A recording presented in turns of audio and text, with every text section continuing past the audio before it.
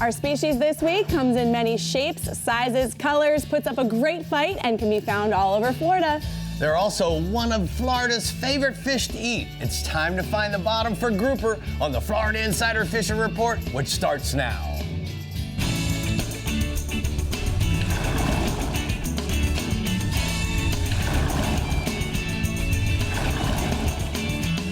Welcome to the Florida Insider Fishing Report, presented by Yamaha.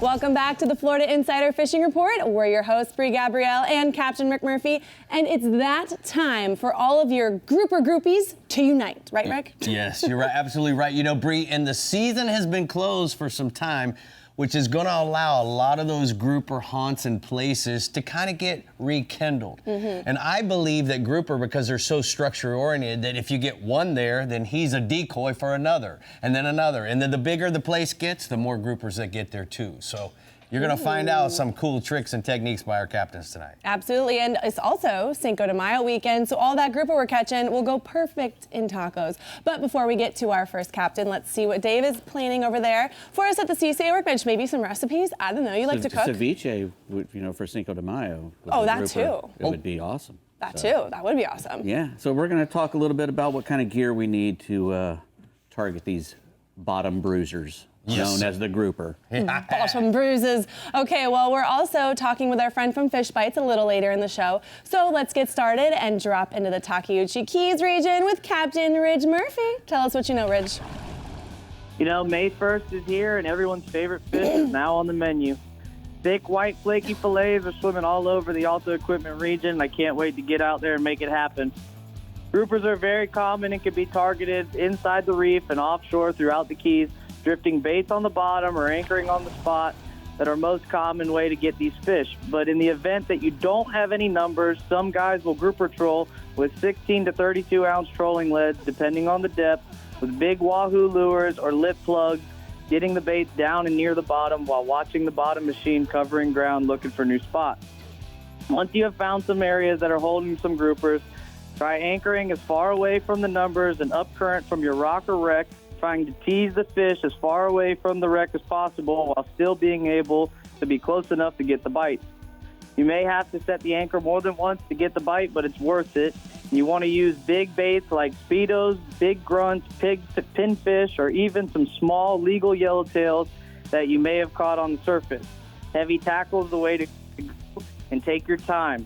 1 or 2 rods at a time. 30 to 50 wides are recommended, loaded with 80-pound or 100-pound braid, with a bent butt rod fighting the fish out of the gunnel. Make sure you're using enough lead to hold bottom, ranging anywhere from 8 ounces to 32 ounces, with a long fluorocarbon leader from 30 to 80 pounds. Remember, downscaling your tackle will always get you more bites, but also run the risk of losing a fish of a lifetime. When you're selecting your leader size, keep that in mind. Do I want to catch a lot, or do I want to catch a giant? An eagle claw hook ranging from a 5/0 to a 9/0 depending on the bait size, and match your hook size to your bait. I have a photo of a good buddy of mine, Matt Lofton, with a nice black grouper they got on a fun day out with the kids. Nice. All right, bub. What else do you have offshore? We got some yellowtails. Follow the yellow brick road all up and down the reef line because the yellowtails are really, really thick. 10 per person and 12 inches, and be selective. Guys are chumming with frozen chum and oats and sand in 60 to 90 feet of water, free-lining baits back behind the boat with little to no resistance, using 10-pound to 16-pound mono tied straight to a light yellowtail jig, small pieces of chunk ballyhoo, shrimp, or fish bites. And keep in mind that guys are getting their limit fairly fast, so maybe let some of those smaller slot fish swim to go for another day. Maybe get a couple bigger ones. Keep a close eye on the bottom rod because it is grouper season, and that as of May 1st. And also have a wire rod ready for the kings and that pesky hooter that keeps eating all your yellowtails. We're going to have to take him out of the phone book. All right, let's go inshore. We've been talking a lot about tarpon the last few weeks, and it doesn't seem to be letting up. In between the wrath of Mama Nature we've been dealing with, the guys are still going out and targeting the Silver King all over the Keys. From mullets underneath the cork, from 40 to 60-pound leader, on an eagle claw circle hook, or flies on the ocean. The tarpon seem to be the main target on the inshore side of things. Downtown and the bridges have been consistent in the early mornings and the late afternoons and even into the night. And make sure that to have a spotlight handy to keep tabs on that fish and stay on top of him when he's going in and out of the bridges. Also, if you're going to be fishing at night, guys, do some boat maintenance and make sure that your running lights are working because you're not the only person out there. All right, what else you got? When Mama Nature's being nice to us, some guys are going out on the calmer days and they're getting out on the flats of Florida Bay, targeting snooks and redfish and having some pretty good luck. The fish on the potholes and the boats is bass assassin paddle tails and light Finwick rods, and looking for clean water that's pushing up against the mullet mud. It's also a little early, but keep an eye out for some stingrays, and chances are that the redfish will be on his rays, or maybe a school of reds on the ray's back, churning up all the mud. Throw to his back and slide it past him, and if you don't get the reaction, the fish never saw the bait, and you're going to have to try again. I have another photo, and that's my beautiful white Santana with Captain Wiley Berg and a nice redfish that they caught. All right, bud, good report this week. We're going to go ahead and take a look at the Florida Keys hotspots from the Alta equipment region. So Ridge says that inshore, the tarpon are at the bridges and surrounding channels downtown from Isla Mirada to Marathon early in the morning or late in the evening into the night with a mullet or a crab under a cork in 40 to 60 pound fluoro leader. And then offshore, yellowtails in 60 to 90 feet of water, anchor or spot lock with your Rodan trolling motor and drift those baits back into the chum slick behind the boat. Be selective because there's plenty of fish to go through and to go around. And a pretty wife she is for sure. All right, now it's time to check out some tournaments going on in the Florida Keys. First is the Bob Faro Blanco Tarpon Tournament, where teams fish 3 nights between May 4th and 11th with 3 different captains at 3 different bridges in Marathon, and tournament proceeds benefit the Ronald McDonald House Charities. Then is the Mother's Day Dolphin Tournament, where anglers compete for cash and prizes for the heaviest dolphin fish in 4 categories: professional, weekend warrior, ladies, and junior angler, benefiting Habitat for Humanity. Next is the Ladies Let's Go Fishing Screamin' Reels Tournament, where women anglers gather for 2 days of fun fishing offshore and inshore in Isla Mirada. And last, we have the Skipper's Dolphin Tournament, where teams compete in Key Largo for over $50,000 in cash prizes, including $20,000 for the first place team with the highest combined weight of 3 mahi-mahi. For more information on these Keys tournaments and more, head to flakeys.com. But you know, Rick, there's lots of ways to snag a grouper in the Casa Vieja Lodge Southeast region, but I know our Captain Jimbo Thomas has a favorite. Let's hear it, Jimbo. Hey, Brie and Rick, you know, after that great report from Ridge, I don't know why you guys want to listen to me. But as he mentioned, grouper season did open up yesterday, May 1st, and we gave it a great try. We trolled the reef, we fished on some of the wrecks, and we ended up with 1 decent black grouper, about 18 pounds. So they're out there, but they are not abundant, at least not where I was at. But the main grouper species that we target here in the Southeast region are blacks, gags, and reds. And there's a few different ways to go about catching them. One of the most productive methods, and one of my favorites, is to troll deep diving plugs over the tops of the reef, and anywhere from 15 to 50 feet of water, and any big lip deep diving lure will work. You can also fish a rigged ballyhoo behind a planer to get your bait down into that grouper strike zone. And best trolling speeds are 3 to 5 knots, using medium to heavy tackle and a tight drag. You want to be able to pull that grouper out of the reef. And when a grouper does bite, try to keep that boat moving, when you're trolling that is, to pull him out of the reef or whatever structure he's hanging out. And then also drifting over good reef structure, reefs and wrecks and ledges in 80 to 200 feet of water, 250 feet even, of water is also a great way to target groupers. You can use live baits such as pinfish, blue runners, grunts, and speedos, or you can drop a butterfly jig or a deep jig down on that same structure. And the basic rig for the live bait is a long 80 to 100 pound mono leader and an 8/0 to 10/0 circle hook. You want to use enough lead to hold the bottom. And you can also anchor over the same bottom structure and let your bait lay still on the bottom. And some of those wary groupers sometimes will get a little brave and eat that live or cut bait laying there still on the bottom. And most of the grouper that come out of the deep water in the 15 to 20 pound range, and on the reef, they're little mixed sizes from sub-legal on up. And there are some new rules right now for black and gag groupers. It used to be 1 per person. Now it's a maximum of 2 per boat. So take note of that. Got a photo here. This is 6-year-old Caleb Cabrera with a 52-pound black grouper that he and his dad caught off Key Biscayne. That is a beauty. Wow. That is a beauty. All right. I let one go about a year ago. I think that's the same fish, and they caught him. We'll All go right. with that. That's your claim to So- fame. Go ahead. Tell us about the blackfin I tuna. need a lot of those. So our best bet offshore has been fishing along the edge of the Gulf Stream, where we've been catching blackfin tunas in depths anywhere from 120 to 250 feet of water. Best baits have been live herrings and pilchards. You want to fish them under the kite or flat line or slow troll those baits. Use 30 to 40 pound fluoro leader and 4.0 to 6.0 circle hooks. Most of the blackfins have been in the 15 to 30 pound range, so they're getting bigger. And they've also been biting throughout the day, but first thing in the morning, then late in the afternoon from around 3 o'clock till sunset is going to be the best time to target those. Also been some blackfin tunas caught on the troll with small feathers in 150 to 400 foot range, but the much larger fish are definitely being caught on the live baits. Got another photo here. This is John from Pine Island with about a 17-pound blackfin that we caught aboard the Thomas Flyer last week. Now moving inshore, there's been some really nice sea trout caught on the grass flats of the Intercoastal Waterway and also in North and South Biscayne Bay. Big trout, they're schooling up to spawn. And some of these fish have been up to 26, 27 inches, which is roughly 4 to 6 pounds. Some of the better areas are the flats in North Biscayne Bay between 79th Street and Hulliver Inlet, and then in South Biscayne Bay inside of Key Biscayne around Nixon's Beach, and then on the west side of the bay off Mercy Hospital and south of Gables by the Sea. You're using live baits, fish with small pilchards or pinfish under a popping cork, or you can use quarter-ounce jig heads with a ghost-colored Bass Assassin or Gulp shrimp. And then the largemouth bass fishing has been really good in the Everglades and the lakes and canals of the entire region. The low water levels in the glades have all those fish pushed off to the flats, has them concentrated in the deeper holes in the canals.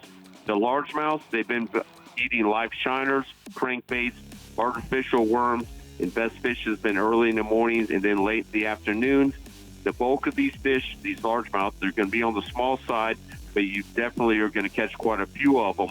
Then in the lakes and canals throughout the region, along with those largemouths, there's been quite a bit of peacock bass and some nice sized ones too. Key to catching the peacocks, you want to look for clear water, and they're going to bite best right in the middle of the day, right when it's really hot. First bait of choice for the peacocks is a live minnow or shiner, along with deep running crankbait and soft plastics in light colors. That's the tip I've had lately. They've been eating light colored baits. Got another photo here. This is Andy Lauderdale with a really nice peacock bass, and he caught this one at Holiday Park. All right, bud, thank you so much. We're going to go ahead and take a look at the hot spots from the southeast region. Jimbo says look for the sea trout on North Biscayne Bay grass flats with live baits under popping corks, and then offshore drift or kite fish, live baits in 90 to 300 feet of water for sailfish, kingfish, blackfin tunas, and occasional mahi. All right, well, coming up, Dave Farrell is giving us the grouper goods for the Fish Bites Trading Post rigs and techniques at the CCA workbench. Dave, what are you doing? I'm over here messing with my adjustments. Messing with your adjustments? Yeah, I'm adjusting myself on TV. Oh, that's good. That's always a fun thing to watch. We'll be back with Dave's adjustments. And then we are checking on the grouper action with Captain Ronnie Houston in the Alto Equipment Southeast region, so make sure you stay with us. The Florida Insider Fishing Report is brought to you by Yamaha. Reliability starts here. Fenwick. Feel everything. Sirius XM Marine. Weather. Fish mapping. Entertainment. Penn. Let the battle begin. Casa Vieja Lodge. 5-star angling in beautiful Guatemala. Berkeley Prospect Chrome. Fish Bites Trading Post, the first choice of First Coast anglers. And Daiquiri Deck, food, drinks, friends. We're here at the CCA workbench, and it's time for the Fish Bites Trading Post Rigs and Techniques. Dave, so, dude, let's just get right into it. We're talking about groupers, a very popular fish in the state of Florida. So how are we going to catch them? Well, groupers are pretty strong fish, so you're going to need to beef up your gear a little bit, mainly to get them off the bottom and away from their hole, like some of the guys have been talking about. So we're going to start with this Pin Fathom 260. You can use a 40, but this is a 60, and it's a 2-speed reel. So in case you get down and tight with him, you can shift into low gear and pull him really slower, but you'll be able to get him out because that low gear is down to 1.6 to 1 turn, and it's 5.1 to 1 in high.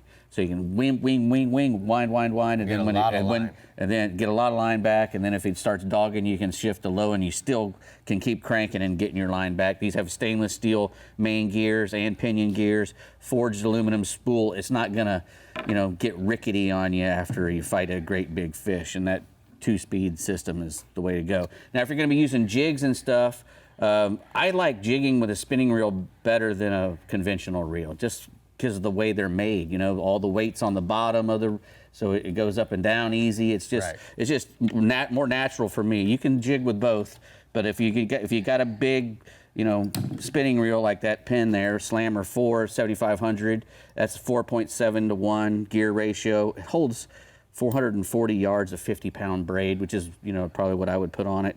And again, it's got a full metal body, the CNC gears and everything, so it's not going to wobble on you. Right. And because you're putting a lot of torque on these things, because you want to lock down the drag when you're catching these grouper.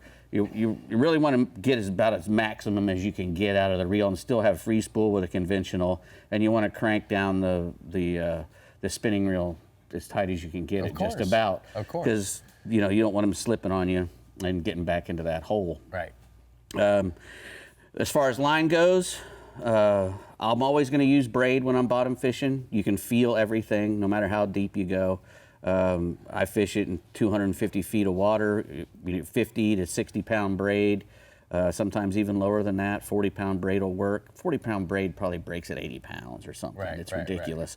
So, don't worry about breaking it. You're probably not going to break it. You have to twist it around your body and stuff when you get hung up to break it. Right. So you're probably not going to break it on a fish. Could use that Prospect Chrome. Berkeley Prospect Chrome in 40, 50, or 60-pound. All of those should work. Leader? And a leader. And I got 130 there, and that's not out of bounds.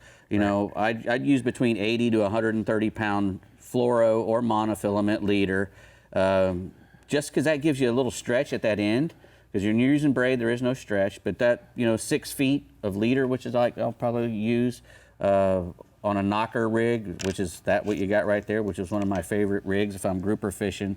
That has an 8-ounce weight, and that's pretty much my normal weight is an 8-ounce. If I'm fishing in 250 feet of water, I might go to a 10-ounce, but that 8-ounce weight will get a small live bait down really quick, and I'll hook the bait through the nose and send him down with that knocker rig. And you can also use a single hook dropper rig when you're fishing for grouper instead of using the 2 dropper loops. You can use a single loop dropper rig, and it works really well. And you want to use a circle hook for sure. I think you have to use one for sure in the Gulf. Even if you didn't have to use one, you should be using one because they work better than a J hook. A J hook, when it gets swallowed by that grouper, a grouper can swallow that whole bait down, and then it gets caught in a soft spot in his throat, or maybe in a gill plate, or on a gill or something soft inside, even a stomach lining or something, and you pull, and then it gives way. Right. Once that circle hook finds a spot in the corner of the jaw, you can pull, and it ain't gonna give away. It'll bend out or break before that happens. So you think a 10-0 like this L200 4U is the right size? Heavy, certainly heavy. That 10-0 is good. You can use but notice that this is labeled a 9-aught, I think, and how much bigger it is than that one. Yeah. It's you really want to go by how big a bait you're using, because you don't want the bait to cover up the gap of the hook. Right. If you can get just a little bit of the bait onto the hook, then that's even better. And So- what about the guys that want to fish artificials quickly? Well, you can use a bucktail jig like that one with a little fish bite tail on there, or you can use a slab jig, as I call butterfly Vertical jigs, jigs, yeah. vertical jigs. Just get them down close to the bottom and work them erratically, and hopefully you'll get that grouper bite. And you'll probably, what happens a lot of times is something else will eat that, Yeah. and then the grouper will eat it. So that Dog works eat out- dog that- world, that works Dave. out good too. So Dog many, eat dog. so many ways, so little time. All right, now let's do some searching in the Alto Equipment Southwest region with Captain Ronnie Houston for grouper and beyond. Go for it, Ronnie. Well, I got to thank Dave and Rick for basically talking about the tackle and line and reels you're going to need over in the Southwest region. But, they can be caught as close as a few miles offshore, actually from 25 feet of water all the way out to the depths of the Pulley Ridge. Now, the most common, though, in the closer areas are going to be the gags and the reds in my region. Now, the shallower depths, you're going to have to weed out a lot of smaller fish to get keepers, unless you got guys who've, got spots over the years where they know how to fish some of that shallower water and catch these keeper fish on a consistent basis. But most captains I talk to, they like to start around the 85-foot range and beyond. The ratio is going to get better for keepers, and that will be targeting ledges and areas of hard bottom, no matter how big and small. Now, they also tell me wind and current in the same direction is going to give you faster tides, is going to trigger a better bite. Now, your slower currents could, slow down the bite. And if that does happen, most guys tell me you want to go to squid. But drifting to find the fish or watching your bottom finder is going to be key. And baits can vary. Like I said, squid seems to be the best producer out of them all. But you also want to alternate. You got a couple guys on the boat, alternate cut baits to find these fish. But you can also use live pinfish, herring, cigar minnows will also work well. And additionally, like David mentioned earlier, a variety of bucktails bounced off the bottom are really great producers as well. And I got a picture of a nice red grouper that was recently caught by a recreational angler running out in some of those deeper depths I talked about. Once you get down to the bottom, those are the type of fish you're going to catch in those deeper depths. Still on the offshore side, the permit. Now, I know the weather was horrible last weekend, but the weather's been great this week and looks good for the weekend. Keeping an eye on the weather is still going to be a key factor for these permits. For fishing wrecks and artificial reefs, anywhere right now from Marco to Stump Pass. Now, your early morning is going to be the key because you're going to get those lighter winds from the night before. And the fish seem to be on top, and it's an excellent time to do some sight fishing. But, with the advancement of trolling motors, you get in some of those areas, you ain't going to worry about throwing out an anchor.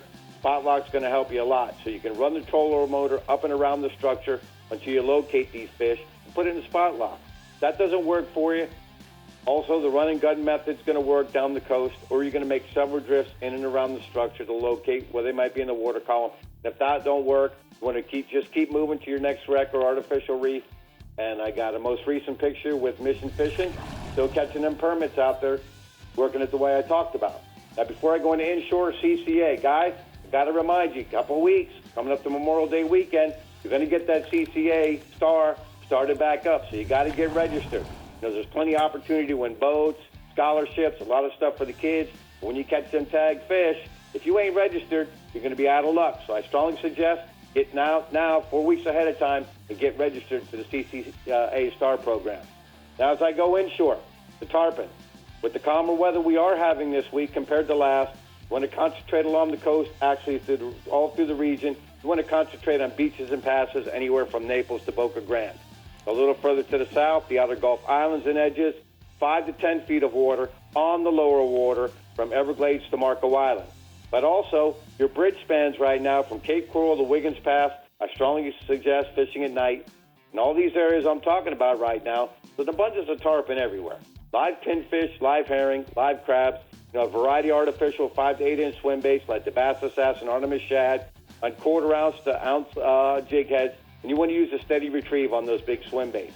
Or most live baits I mentioned, free liner under a cork, and in the larger pods of moving fish, and a recent picture with Chris Slattery with a nice tarpon release up to the north. Last species is going to be the redfish. Indian key to bird key, fishing the outer Gulf, mangrove shorelines, point, deadwood areas, or areas of oyster bottom, especially where there's moving mullet or schools of mullet. Your lower tides seem to be better. Redfish can be sight fished on the outer Gulf using soft plastic shrimp, paddle tails, bucktails, and flies. Now, your mid-tide's what I like. I'm out of a bay boat. On the mid-tide, I like to be in that, 12 inches of water, throwing the top water, walk the dog lure like the jaywalker or the hijacker, where I can throw that on light braid and get into that 6 inches of water to locate these fish. But on your higher tides, you want to concentrate on chumming pilchards and using cut herring, ladyfish, or mullet on knocker rigs. I got another nice picture of a pair of redfish caught down the Everglades with Derek Daffin. And before I go, maybe Rick or Brie can describe to the people who watch this show a variety of stuff we talk about on the show, from apparel, glasses, rods, reels, and tackle, can be bought through the Florida Insider Fishing Report website. So I'll leave it to Brie and Rick to explain how they can go about doing this and pick up some stuff on our website. All right, thank you so much. Midnight, we're going ahead and take a look at the battery tender hotspots inshore. He says trout as many as you want in Bull Bay, Turtle Bay, West the Wall, and also Pine Island Sound. Target 2 to 4 feet of water along with potholes, grass, bait, and birds. Look for those 4 things, guys.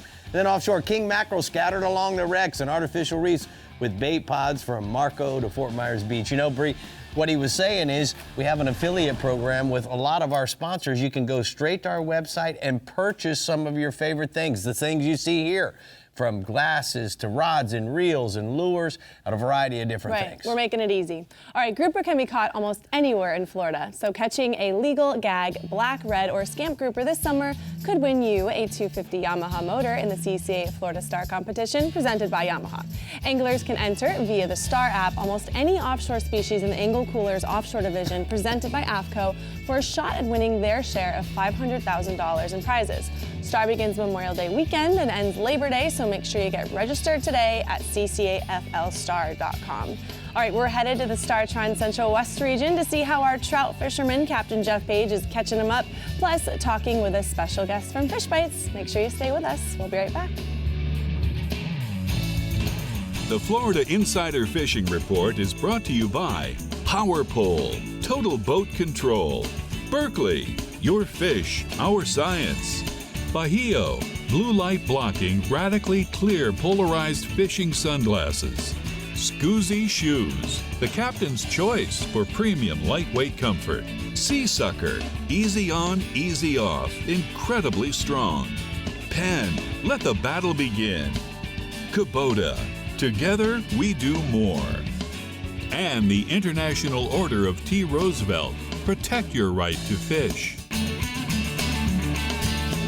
So guys, as you can see, I've got Courtney from Fish Bites and the Fish Bites Trading Post. Courtney, we just had our first surf showdown, the Shoreline Showdown. Oh, yeah. So why don't we give everybody a little taste of what it was about, where it was, and give us a little recap. Well, so we really created this surf fishing tournament series for the everyday angler, but with professional level payouts. And the tournament in St. Augustine was absolutely incredible. The conditions were really tough, but people persisted and they brought in some really nice fish to weigh in. And the best part for me is always seeing the kids getting so excited to come on the stage. So you paid several places. There were a lot of people received some pretty good money. Yeah, so we pay out over $75,000 throughout the series. We paid $15,000 on this past Saturday. Now it is a series, so why don't we just update everybody? We're going to pull up a graphic here for you and allow you to see the dates for the next 3 events. Where are they? So we just wrapped up the St. Augustine one in May. So May 18th, we will be in the Panhandle in Fort Walton Beach. And then we take the summer off. And then we go down to Melbourne on October 19th, Jensen Beach, November 16th, and then we circle back to St. Augustine for the championship, December 7th. All right, so, the one thing that people need to have understanding about Fish Bites is we really have some outstanding surf stuff, and we have a lot of different shapes now. Yes. But we've got something new to introduce, so why don't we tell everybody, because we are talking about groupers this We week. are, yep. So we created our newest offshore bait really with those big fish in mind. So you're deep dropping this offshore. This is our longer lasting formula, so it does have the mesh inside. Works really great when you're deep dropping it, keeps those pesky bait stealers from taking your bait. Works great, lasts longer in warmer water. Can't go wrong with that. So think about how many times you drop your bait down and you don't know if it's still on the hook. Exactly, and that's exactly the problem that we all face, guys, when we're deep dropping or when you're just deep jigging. If you're tipping a bucktail or whatever it may be, right. So many times you wonder if your bait fell off. For sure, with the mesh being in here, it's not going to fall off. So, Court, you know, some people may be interested in buying this stuff. Where do they go to get more information? And if they don't have it at their nearest local favorite tackle store, where can they get it? Yeah, this one is so new, so comes in crab, shrimp, and squid, and you can find all of this on fishbites.com. And again, we always like to post up all the fun catches on it on our social media, Facebook and Instagram. Yeah, guys, don't forget, send us those pictures. You can put them in Tommy's region or Yeah, anybody's region. absolutely. And you did a good job. Hey, I'm thank you, very sir. impressed. Bree, what do you think? Well, I think we're going into the StarTron Central West region, and you know, grouper is a pretty hot item with a lot to choose from and plenty of places to find them. So let's see how Captain Jeff Page does it. Hi, Page. Hey, well, you are right. The StarTron Central West region is probably one of the most popular areas for grouper, and grouper is probably our #1 sought-after offshore species, especially being a year-round. Now, the top 3, gag, which includes the black, the red grouper, and then the Goliath. But we also, you get out in those deeper waters, it's not uncommon. They catch lots of big Warsaw, strawberries, snowies, and there's a variety of other deep water groupers, but we're going to stay focused tonight on the top 3. This time of year, you want to target, Ronnie hit a lot of the same stuff I'm on, but you want to pick those good days when you can get out at least 70 feet of water. Really, you want to be at 100 plus, and you're going to want to target small areas of hard bottom, ledges, reefs, wrecks, if you're lucky to find them. And a tip that Chris Seeger, who's done a couple sportsmans with you, Rick, always says, watch that machine while you're running out and while you're running home, because he has found more good grouper grounds doing that. Now, once you get to your areas, 1 ounce to 4 ounce regular bottom rigs, Carolina rigs, knocker rigs with 7 to 9/0 circle hooks. I like that Eagle Claw Trocor because it's really sharp and really strong. Live pinfish, grunts, silver mullet, big thread fins, big pilchards, but it's a good idea to always bring a couple boxes of frozen groupers. And then, like Ronnie said, 1 to 4 ounce bucktail jig, and you can tip it with that Fish Bites white curly tail grub. Works real well. And then the other thing that we have is we have that near shore and in the bay around the Skyway rubble, inshore trolling with lip plugs in that 20 to 12 feet of water. And it's very, very productive. Guys like to use those chartreuse and pink or chrome and silver lipped plugs for that game. Now, offshore, in the wintertime, they're going to push further offshore. Summertime, they're going to move inshore. I have 2 good photos tonight. The first one with a big inshore gag caught in Tampa Bay with Captain Griffin Dean. And then my second, big Warsaw caught way out off Sarasota with Captain Tim No. Wow. Staying offshore, just like Ronnie said, permit fishing remains really good when the winds are down. They're finding groups of fish up to 200 flash and permit, holding on a lot of the artificial reefs in that 3 to 7 mile range. Live pass crabs, #1 bait, but Captain Billy Alstrom did real well last Tuesday with the U-Pro flat jig tipped with a piece of Fish Bites, and he was catching them better than the live crab, Rick. A good way to do is move around with your anchor lock on your trolling motor until you locate the fish, just like Ronnie said. One problem we've had, which I know you do too, Rick, sharks. You get in those sharks, you need to move on to a new reef because they're going to eat all your permits. Speaking of Billy Alstrom, that's my permit photo tonight with one he caught on the pompano jig, tipped with a Fish Bite. Moving inshore, speckled trout. All my captains from Boca Grande to St. Petersburg all say this is the best trout fishing they've seen in years. In that 16 to 20 inch keeper size trout, 4 to 6 feet of water, good broken bottom. You're going to find the trout. And a good bait to throw is that Berkeley stick shad in the bone or the mangrove minnow or the Miralure Mirodine in the skin wrapped filtered pattern. And it's a simple twitch, pause. You're going to get that strike. And be careful with the treble hooks because they're sharp, really sharp. Live bait, live pilchard or shrimp underneath the cork. I've got a photo tonight. Wait till you see this trout. Captain Will Osborne with one about as big as they get in my region. Wow, that's a stud, dude. All right, tell me what And else. The last species is our theme last week or the week before, the snook. Snook fishing is as good as I've seen it in the Gulf when you can get out there. We've had some hard winds, but the nighttime has been the right time if you're looking for a big one. And around the bridges, Longboat Pass, New Pass, and then in the rocks in Big Pass, and then of course Venice Jetty, all the way back to Blackburn Point Bridge, live silver mullet, live ladyfish.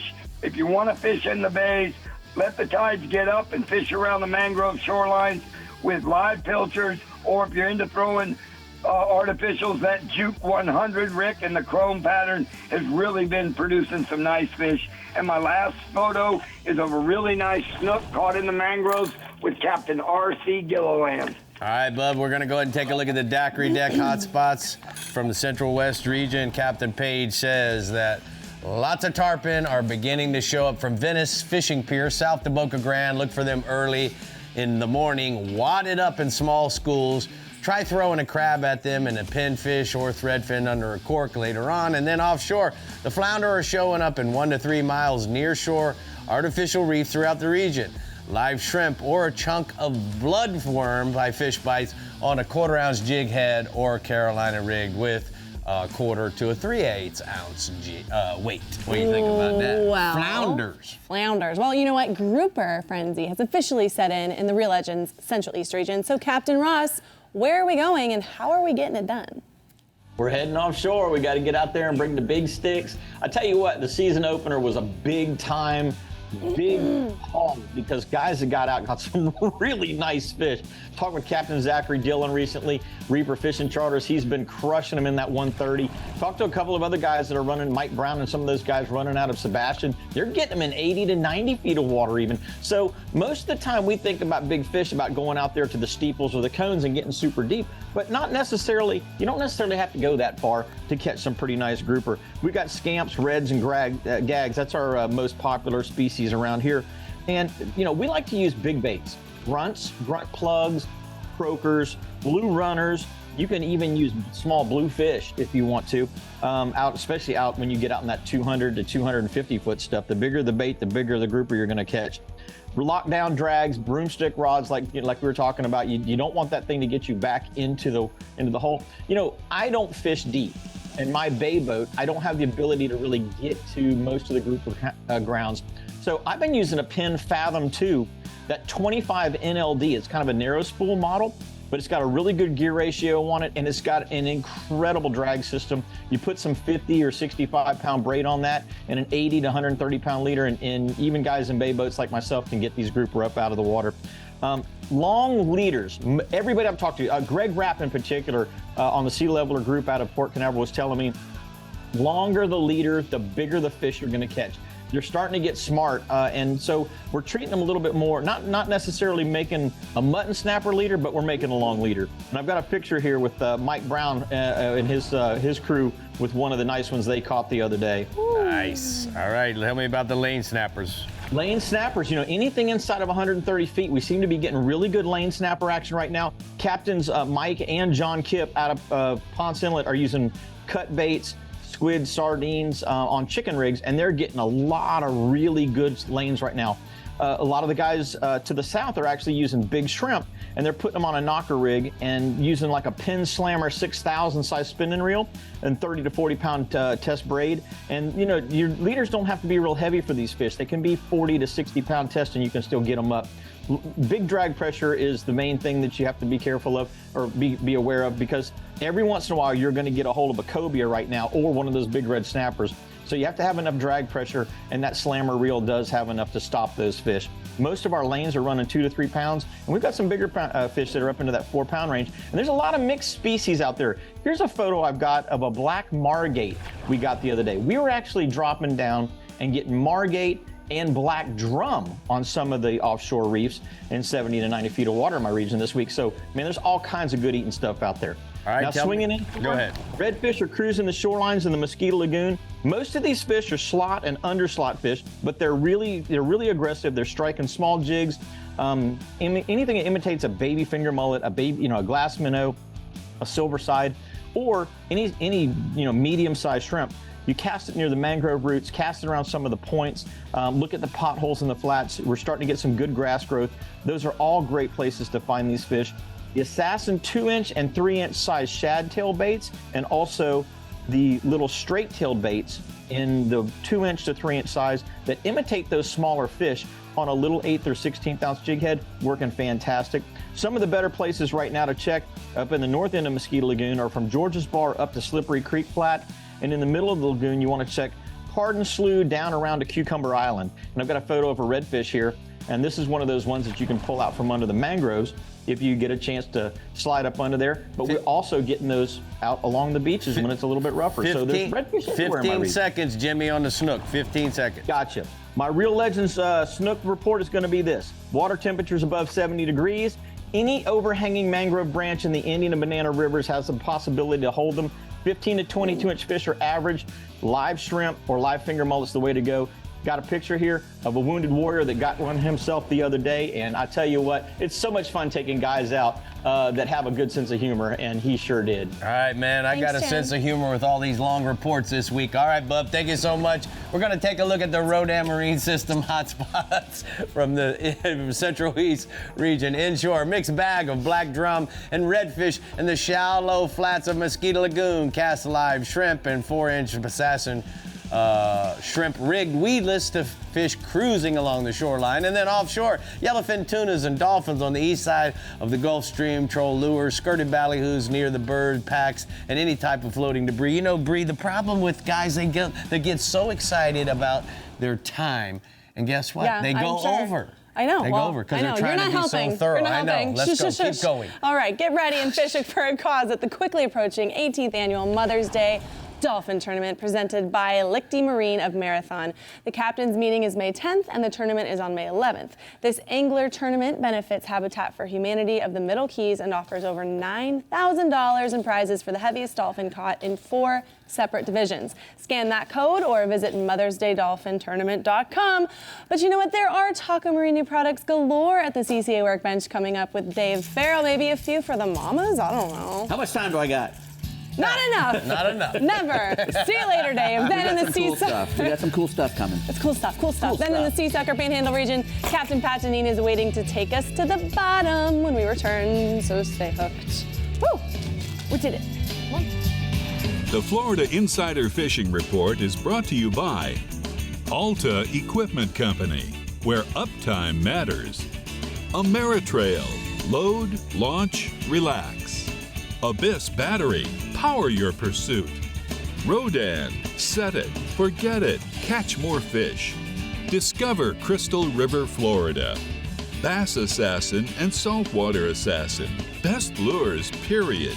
And Maverick Boat Group, makers of premium boat brands Maverick, Hughes, Pathfinder, and Cobia. Well, as you can see, we're returning to the CCA workbench. It's time for the Taco Marine new products. And Dave, I know you're very excited about the vibration of what these Savage lures do. Yeah, we got the Savage Gear Max Stick deep divers here. We got the 20 and the 30, which just tells you how deep they go, actually. One goes 20 feet deep, the other one goes 30 feet deep. The 30 is 6 3/4 inches, and the 20 is just 6 inches long. And they got through wire construction, so if you hook a big fish and he crushes that thing, he's still going to be hooked on there. Trolls up to 9 knots. You can tell it has its internal rattle in there. High quality holographic UV and super glow finishes on them. And the heavy duty hardware all the way around with the 4X hooks. I mean, this would be a great, when the grouper come in shallow in the wintertime in the Gulf, around the bridges and Tampa Bay Bridge and stuff, a lot of guys catch big groupers trolling these kind of plugs around, 10 feet off the bottom. Right. And the strike is explosive, to say the least. I know. Makes a wahoo strikes Jimbo in the look like a booger. Southeast region loves trolling plugs. Yes. And he also trolls on planer. So Right. he'll use a ballyhoo on a planer as well. Yeah. Next, we got the Fish Bites Fight Club 6-inch grub. And you know, we're talking about these because they got a new colors, 3 new colors: the Cheap Shot, the Pink Shiner, and the Slugger, which is a pink and a green color. And you know, they're incredibly durable. They go great on a bucktail jig. They have all the same fish bite scent. The science behind all that still in there, and they're very, very durable. Really, a lot of action with that tail. It swims really well for how durable it is. Usually, the harder it is, the less action, but these have a whole lot of action still. Fishbites.com. Biodegradable, very clean for the environment, clean for your hands and whatnot as far as a bait goes, and you know, 4 to a pack. So go to fishbites.com to get one of those. Okay. Next, we're going to talk about the Cannon rod. We're going to do this first. This is the Cannon rod, the ultimate fishing rod holder. It comes with this little cap here, a puck that goes up at the top. You can see it up there. Right. A little black puck that you can put the rods in, the tips in, and it protects your rods. And the strap will strap them in so that they can't move. You can carry them by the rod. Right. This whole thing floats, so in case it goes in the water, you're not going to lose all your rods and reels, no matter which ones you got in there. This is going to float them, and you can use it to rinse your rods off at the end of the day. Stand them all up in there and rinse them. You can do rigging. You know, you can rig, tie knots and whatnot while it's in there. Right. And the base is built for drainage, you know, so like I said, when you rinse all your reels and whatnot, it just falls through. Right. And oh, by the way, you can carry 4 rods in one hand. Right. I like that it has this locking mechanism that unlocks all of them at once. Right. You know, and then all you got to do is take the rubber part that keeps the rods together off. Right. Really cool. Yeah. And you can get your boat name put on the can. They can customize it the way you want to do it. Yeah. Really cool. They do all kinds of cool stuff Where with do that. we go to find this, Dave? Cannonrod.com. Cannonrod.com. All right. Last thing. Next, we have the TH Marine Submersible Bilge Pump Flat Float Switch. Well, I almost said. Anyway, it activates the pump automatically. Stainless steel hardware included for use with all DC bilge pumps. You know, if you have a boat, you're going to need a bilge pump, and it's really good to have one that'll turn on when the water gets high down there. And that's what this thing does. It's a remote switch. You can put it anywhere you want on a flat spot in the bilge. And as soon as the water gets high and that floats up, it'll activate your bilge. Even if your bilge pump isn't, water activated, this one will make it water activated. TH Marine just makes so many cool boat accessories. Yes, they do. Yes, they do. At a really good price. THMarine.com to get your bilge pump float switch. All right, Brie, back to you. Back to me. Gags, reds, and scamps. Oh my, the Sea Sucker Panhandle region has them and more. So Pat, get our Cinco de Mayo weekend started. Go for it. Hey, Brie, I tell you what, groupers are extremely popular and sought-out bottom fish in the Sea Sucker Panhandle region. Gags, reds, and scamps, oh my, they're definitely probably the most targeted groupers in our region, but deepwater groupers like yellow edge and snowies are also caught. Whatever flavor you're after, you're definitely going to find these fish associated with some form of bottom structure. The red grouper seems to be more natural bottom oriented, so the eastern part of our region seems to be pretty strong on the red groupers, while the other groupers seem to just want some form of structure. So when targeting grouper, fish your baits close to the bottom, and that moment right after the bite is the most important. You want to work them hard to get them off the bottom and out of their hole after the hookup. As a result, you need to beef up your tackle a bit when targeting grouper to keep them from getting rocked up after the bite, because they're going to definitely go right back into their home if they can get there.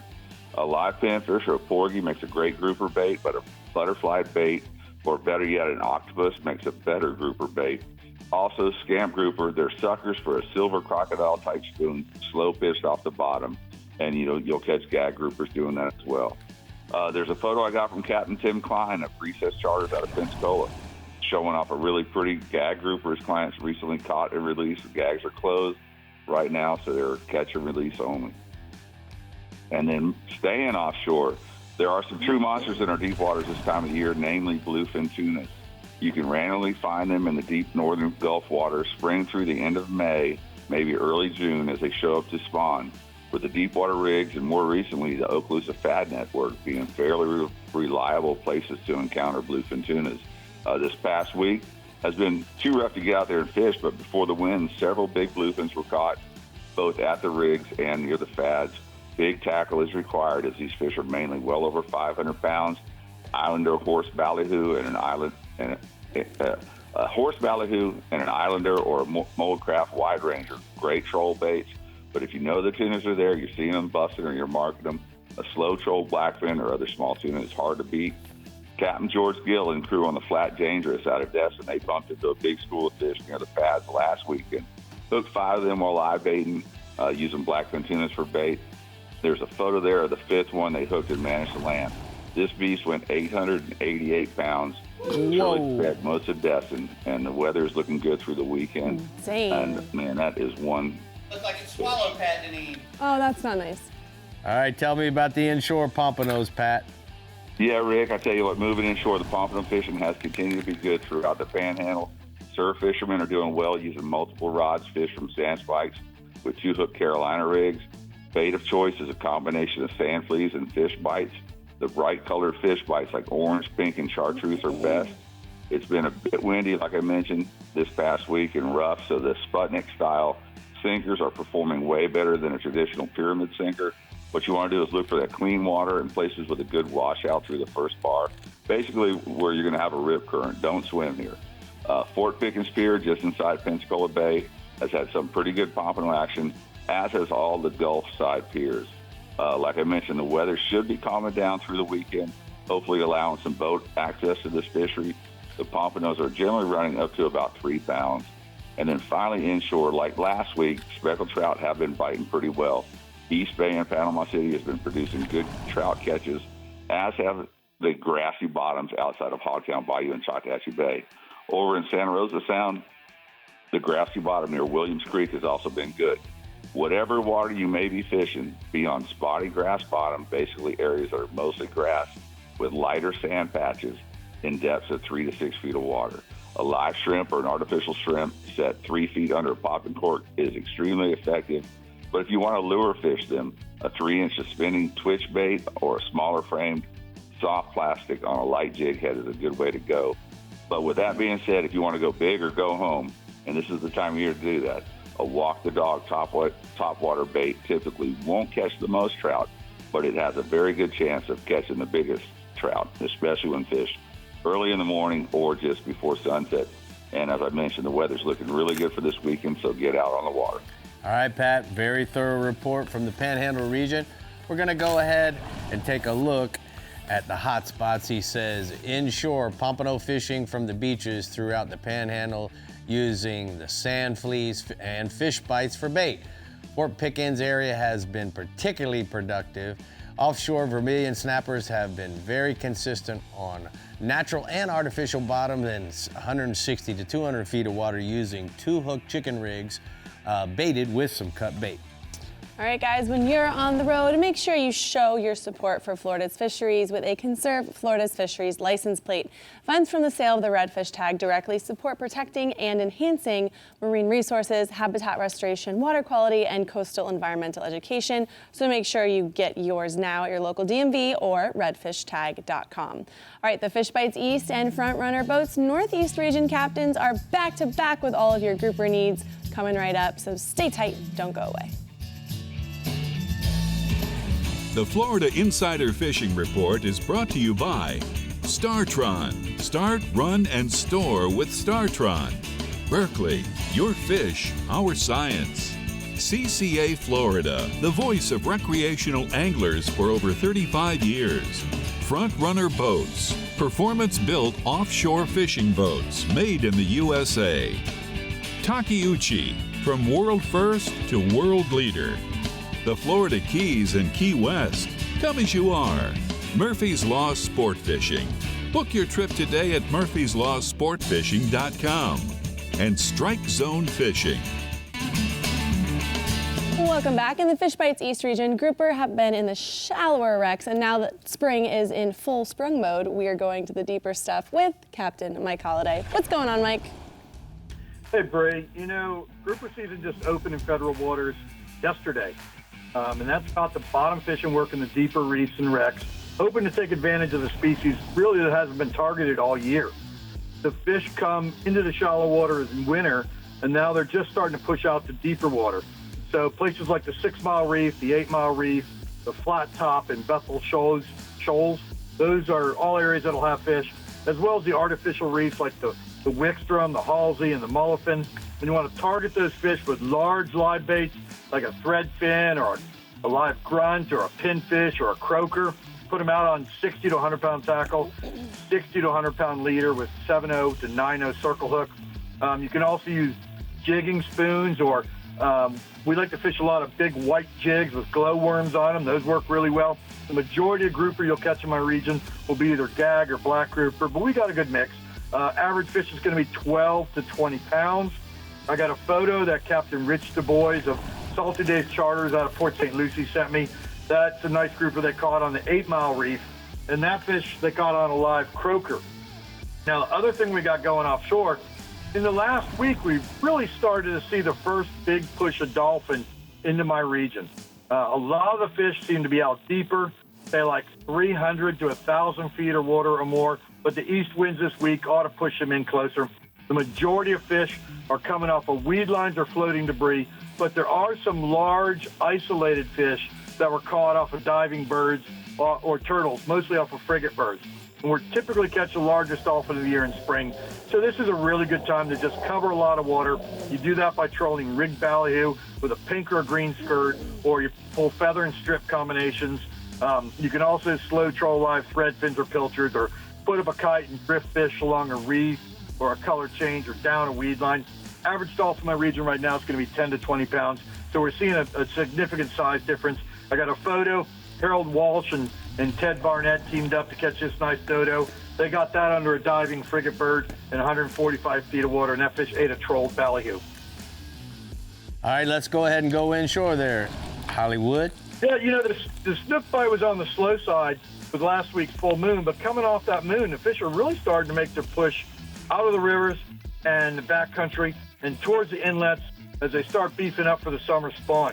Those fish will be feeding on mullet, sand perch, and pilchards as they move east along the shorelines. Best action is going to be around the bridges and docks of the Ermine River, the Loxahatchee River, the St. Lucie River, and all around the Taylor Creek, around the mouth and up around the river, all the way up to the spillway. Start your day throwing topwater plugs, didappers, Artemis shads. Work those along the seawalls at first light, then move to a live mullet around 9 a.m. Around the bridges, a chartreuse or a red and white red-tailed hawk jig, or an Artemis shad, or a shrimp and jig combination. Those are all working really well at night. Around the inlets, the copper juice-colored 4-inch sea shad. Pretty much money on those fish around the rock piles and also north and south on the beach. Average snook 5 to 15 pounds. And I got a photo of Captain Ed Zyak. Jensen Beach sent me this shot of a snook his client caught this week. They got that on a live pinfish. Nice. What else you got for us this week, Bub? Well, you know, water temperatures in the river are in the upper 70s. So we're starting to see a lot of the resident tarpon showing up in places like Big Mud Creek, the north and south forks of the St. Lucie River, and around the Boy Scout camp in the Loxahatchee River. While at the same time, the first migrating schools coming out of the Keys are starting to push up on the beaches. So we'll start running into those out front on those calm days. On the inside, those fish are primarily focused on mullet. You can put 2 live mullet out behind the boat on a 60-pound fluorocarbon leader and a 7/0 circle hook, or you can put a dead mullet on the bottom. That'll work as well. Early in the day, you can throw that saltwater assassin Houdini-colored 4-inch sea shad to the rolling fish and just work it super slow, no action, and you'll get that bite. And for the beach fish, everything from a live crab to a threadfin is going to work. Average tarpon right now, 20 to 80 pounds, a lot more of the 20 and 30-pound fish. So it's starting to warm up a little bit. How's that affecting the bass, Holiday? Man, let me tell you, Headwaters Lake and Fells here, it's one of the top bass fishing destinations in the country, not just in Florida. And for good reason. The average fish are 2 to 4 pounds, and there's big numbers of big fish. I was talking to Captain Nathan Schellen, OkeechobeeBassFishing.com, and he said the water levels are dropping on Headwaters, which is limiting where you can run, but it's also concentrating the fish. And the shad are starting to school up with a bass all over those shad schools. Said find the shad and you find the fish. Start your day throwing small topwater prop baits or a watermelon red glitter colored bass assassin, boss shiner, elite shiner, forktail shad. Any of those will work. You can also fish a June bug colored twitch worm, rig it wacky style. The bite is early in the morning from first light. It's a 50 to 60 fish morning. fish up to 8 pounds. It's been fantastic. I got a photo that Captain Keith Grandchamp sent me, this shot of his son Michael. That's from Headwaters. I caught that fish on a watermelon red flake worm, rigged wacky style. All right, Bub. That's the color right now. All right, man. Thank you so much. Great report this week. We're going to take a look at the TH Marine hotspots from the East region. Mike says inshore, triple tail on the markers and the crab buoys between Jensen Causeway and the South Bridge, shrimp on a jig or under a quick cork, and then offshore, kingfish 90 to 130 feet of water off of Jupiter, live goggle eyes, sardines, or thread fins on a number 4 wire stinger rig's gonna work for those max. Okay, get yourself ready for the grouper grouping up just in time in the front runner boats Northeast region. Tommy, talk to us. Yeah, Bree, you're right. We got some awesome grouper fishing here in the front runner boats Northeast region. Grouper, it's a favorite offshore species here in the region. You can catch them year round. I know a lot of anglers are pretty excited about the opening of the season this week. In my region, you can find those bigger grouper on the offshore ledges, the reefs, the wrecks. This is just about the time of year that those grouper have finished spawning up to the north. They should be stacking up offshore throughout our region. And the groupers are going to hold on just about any kind of structure, but a lot of times, I think I talk about this every year, those smaller ledges and the smaller little live bottom areas, they're going to hold some of the bigger grouper. The offshore grouper experts, they always tell me this. You got a much better chance at one of those giant grouper if you take the time to find some smaller live bottom that not everybody's going to fish, because those community spots get hit pretty hard this time of year. You're probably not going to mark a lot of those fish on the bottom machine, but if you find a small ledge or a piece of live bottom out there, it's worth a drop down if a big grouper is home. Now, the best baits are going to be grunts, live pinfish, sardines, or even big Boston mackerel. I spoke to our grouper expert, Captain Adam Jeffrey from the Real Dream. He tells me that he's using a 100-pound test main line to a fish finder rig with about 10 feet of a 150-pound leader and then a stout Eagle Claw circle hook. That's his typical setup, but you know what? You can even bump it up to even more stout tackle if you're fishing around heavy structure, or you can downsize it a little bit if you're just fishing over some live bottom. Now, Adam said some of his favorite depths right now are typically going to be in the 160 to the 180-foot range. He's using some heavy weights to get his baits down to the bottom, like a pound or 2 sometimes. It's a lot of weight. And speaking of heavy weights, guys, I got a couple of pictures here. The first one is of Captain Adam's happy client with a huge gag grouper that they recently caught aboard the Real Dream. And the second picture is from my buddy James Drisdale along with Kyle Pache and their humongous gag grouper that they caught offshore Jacksonville. How about the size of that thing? That's a nice one there, Bub. All right, tell us about the mahis. Yeah, man, the mahi bite's been wide open this week. The last couple of weeks, actually. Lots of fish, and the bigger ones are here in better numbers as well. I spoke to Captain Jason Hadges from J-Hook Fishing Charters. He tells me they've been consistently catching big numbers of mahi over the past 2 weeks, and he said that if you're looking to catch a big mahi, now's the time to go. Now, he's fishing from about 150 feet on out to even 1,000 feet, just really depending on where he's finding those currents along the Gulf Stream. Now, he also said that there's some extra large-sized blackfin tunas in those same areas. Sounds like things are pretty stacked offshore in my region right now, so get out there. And I've got another picture. Captain Jason Hadges sent me this one of his client with one of those big mahis that we have swimming through the region right now. Now, moving inshore, guys, the trout bite. It's been getting better by the day as things have started to warm up. You know, we have a perfect high outgoing tide first thing in the morning this weekend to get out and toss a topwater plug for some big old trouties. The Berkeley J Walker 120, that's been my go-to. But you know what? We've been tossing the Berkeley Cane Walker for those trouts and the reds, and they have been smashing that thing. And you know what? That Cane Walker can be a little easier to work for some people. It's kind of a real good introductory topwater bait. It's real easy to work, and it works excellent.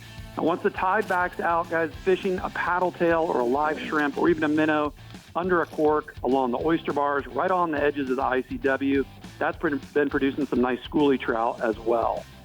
Now, moving on to the redfish, man, the redfish bite has been great this spring. We've had fantastic weather, and that's been helping out as well. Now, my clients have been catching reds on just about everything, from topwaters all the way to cut mullet. Now, if you get out early this weekend, I would definitely opt for the topwater first. But, you know, if that's not happening for you, switch to a saltwater assassin paddle tail. Or, you know, if there's 2 of you, try the old bait and switch technique where one angler tosses the topwater Another one's throwing a subsurface lure. And Rick, I'm sure you've done this while tournament fishing. I know I have. That way, if the fish swipes at the top water and misses, the other guy can toss the paddle tail in there and probably get the bite. Yep. Now, if all else fails, and especially on that very bottom of the tide's been getting really low and kind of stagnant, we've been doing well using chunked crab or cup mullet on the bottom in areas where there's a bunch of bait hanging out. And I've got one last picture here. This is one of my favorite people to have on the boat, man. My good buddy, Fred Steeling, with one of those big old redfish that he caught with me last week. You did a great job with your pictures, as always, Tommy. Thank you so much. I'm going to go ahead and take a look at the strike zone hotspots from the Northeast region. Captain Tommy says that the redfish and the trout on topwater plugs first thing in the morning on high outgoing tide.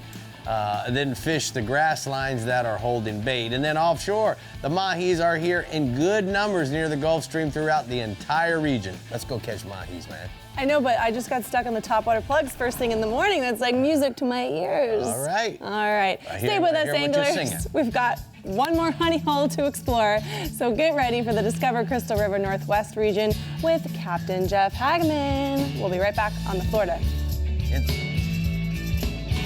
The Florida Insider Fishing Report is brought to you by Yamaha. Reliability starts here. Fenwick. Feel everything. Island Lures. Tournament Tackle. The IGFA. Every fish, every water, every angler since 1939. Sportsman's Adventures with Captain Rick Murphy. 30 years of fishing for adventure. Berkeley Prospect Chrome. Real Legends, available at bellsflorida.com. And Taco Marine, master the catch.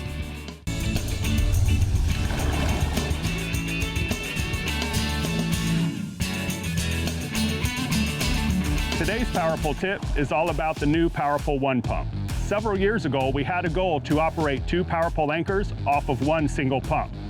We looked at every pump manufacturer here in the United States and overseas, and we got the same answer from all of them. It's impossible to run 2 poles off of 1 pump in the same space. But you know Powerpole specializes in making the impossible possible. So today, I'd like to show off our new Powerpole One Pump, machined out of billet aluminum right here in Tampa Bay. All of the valves and engineering from 2 pumps is built into this 1 single footprint. It has a new quick release valve with a spring-loaded pin that's easy to get in and out of the boat. It's so good, it saves half of the space in your boat. It cuts down on your install time, and it uses 41% less amp draw. The Powerpole One Pump is precise, it's smooth, and it's quieter than ever before. To learn more about the One Pump, go to powerpole.com, and that's your Powerpole tip. So, you know, Brie, when I think about guys upgrading their Yamahas, they have a boat that's a few years old. Now here's Powerpole bringing the One Pump so that now you can upgrade your Powerpole system. So instead of having 2 hydraulic pumps and 2 boards and 2 this and 2 that, you can have 1. Yeah. This saves room, saves weight, saves amperage, saves everything. It's the way to go. It's the way of the future. The way of the future. There we have it. All right, well, some may say we saved the best for last in the Discover Crystal River Northwest region. So, Captain Jeff Hageman, what say you? Thank you for that. Grouper can be found throughout my region. We have a relatively shallow coast, rock and limestone bottom. Our grouper fishery is probably one of the best in the state, from inshore, nearshore to offshore. Fish can be found on flat limestone, Swiss cheese bottom we call it, holes in the limestone, around rock piles, ledges, high relief structures, and wrecks. As far as baits go, finfish and grunts are favorite live baits. Sardines and squid are favorite cut baits. And as far as artificials go, butterfly jigs are becoming more and more popular, and large lip trolling plugs are probably our 2 most common we use. We've got gags, carbos, which is a true black, red, scamps, yellow edges, snowies, Kitty Mitchells, Warsaws, and Goliaths in our region. And they can be caught from anywhere from depths of 4 feet all the way out to 700 plus feet of water. Heavy tackle is a must when fishing for these guys. High-speed reels, heavy action rods, 50 to 80 pound mainline, 100 pound leaders. Smaller, lighter butterfly jig style outfits are becoming more and more popular with 80 pound braid on them, and they're becoming vastly popular. Really good way to get out there, especially if you're in deep water. You can catch a lot of scamps on butterfly jigs. We also have a great wintertime grouper fishery in my region, shallow water fishing, where you're throwing anywhere from 6 to 10 feet of water, and you're throwing big lip plugs over rock piles and catching these shallow water grouper. And there's nothing like a grouper in shallow water. When they don't have a rock pile to run down into, they make a pretty long scream and run. Pretty cool way to fish them. And we can actually chum them sometimes with live bait and get them to pop on top like a snook. I've got a photo here of a beautiful red grouper caught on a recent trip aboard the Big Nasty. That's nice. All right. What else you got for us this week, bub? Offshore kingfish. Throughout my region, the lower half of the region is producing a lot of fish right now in that 30 to 60 foot area on hard bottom reefs and wrecks holding bait. Trolling thread pins around these, slow trolling, bumping in and out of gear. Thread pins and blue runners have been the key. Or you can anchor up side of the structure or hard bottom and chum heavy with live baits like sardines and thread fins and pull the fish right to the back of the boat. A lot of our fish right now are averaging anywhere from 15 to 25 pounds with the occasional smoker being caught. Moving on inshore, Captain Mario Costello of Telltale Charters out of Oceana Keys Marina reports a good trout bite right now in the creeks and backcountry pockets of Crystal River and Ozella and Homosassa. He's using a jerk bait on an 1/8 ounce jig head around the edges of the shallow potholes in 2 to 4 feet of water. Light leader has been the key for producing these fish right now. The water's really clear up there, so 12 to 15 pound fluorocarbon keep them spooking these larger trout. Most of the trout right now are ranging anywhere from 16 to 20 inches with a few big ones mixed in. Moving up to Panhandle, Captain Bobby Brady reports a good trout bite in her area right now, early morning. When the sun's not too bright, break out those top waters. I know you like that, Bree. Medium-sized lures, gold and white or silver, have been producing large trout anywhere from 2 to 4 feet of water on the incoming tide. Once the sun's up, switch to soft plastic. Houdini's been a really good color right now. You can rig that on a weedless 5/0 weighted worm hook with a 1/4 ounce weight. That's been working really good. Let it fall as you're working that bait. And I've got a couple trout photos. One from Mario and a giant from Bobby Brady. Nice. All right, man. Right there. 31-inch trout. That's a hell of a trout. Yep. 31 seconds, bud, to go. Captain Jim Huddleston reports out of Ozella Keys Ozona Fish Camp. Redfish bite's been really good throughout St. Joseph Sound. Most of the schools have been top slot, higher water along the mangroves. Cut baits such as cut thread fins and cut ladyfish have been really good. And a well-placed bait pegged with a number 2 split shot right above the hook, right in that shadow line, is producing some really good fish. And I got a great redfish photo from Captain Jim Huddleston. All right, bub, thank you so much. We're going to go ahead and take a look at the Ozella Key Marina hotspots from the northwest region. He says, inshore, snook on the outgoing and incoming tides on the beaches and the passes, and then offshore, mangrove snappas. The bite is in 20 to 50 feet of water over any high relief structure. Use a shrimp or small sardines for baits. Free line with lots of trum, please. Please and thank you. All right, it's looking like a fun weekend ahead, especially with these reports we got from our captains. So make sure you get out there for the grouper, but stay with us to find out what we're bowing to next week on the Florida Insider Fishing Report. All right. All right.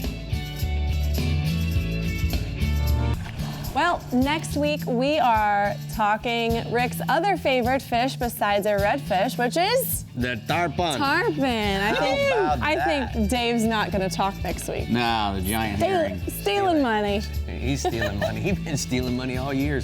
But when he has been asked to step in, he's been knocking it out of the park. He just started the show too. It's like you're a natural. Thanks for tuning in, guys. Go out and catch those grouper. Happy Cinco de Mayo. Bye, guys.